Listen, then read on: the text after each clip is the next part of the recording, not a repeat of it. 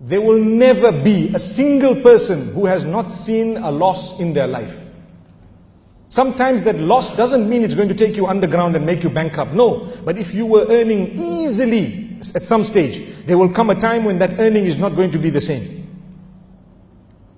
For Allah to test you, what are you going to do? Do you realize before we made you, we already told you what we're going to do to you?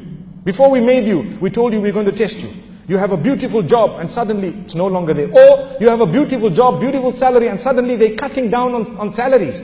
And you have to take a cut rather than an increase. All of us want increase, isn't it? Salaries, you want increase. And they tell you, look, you know what, either you take a cut or we can't afford you anymore. You have to make a big decision.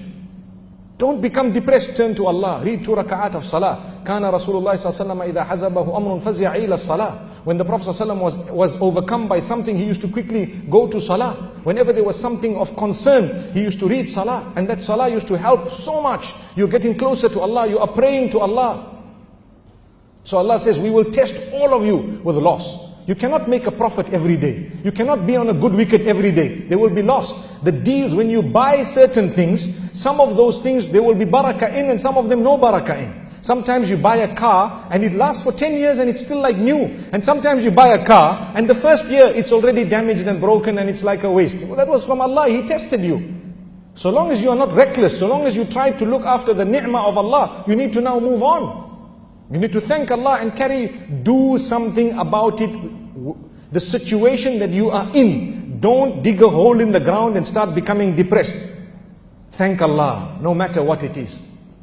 That's why on the day of judgment, those going to Jannah, one of the categories, a caller will call, أَيْنَ الَّذِينَ كَانُوا يَحْمَدُونَ اللَّهَ فِي السَّرَّاءِ وَالضَّرَّاءِ. And they will be granted Jannah. Where are those who used to praise Allah at times of ease and at times of goodness? They used to say, Alhamdulillah, come, we want to give you Jannah. Imagine, Allah is telling you, those who used to thank me when they were in hardship, I want to give them Jannah. Because they're thanking me, at least I gave them something. Compare yourself with someone worse than you still have a gift.